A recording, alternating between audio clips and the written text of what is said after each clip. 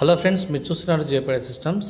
మీరు చూస్తున్నది వచ్చి తిరుపతిలో ఒక ప్రైవేట్ థియేటర్ అండి. ఇది ఈ బర్త్డే పార్టీస్ కోసం కస్టమర్స్ వాళ్ళ దీంట్లో డిజైన్ చేసుకుంటున్నారు.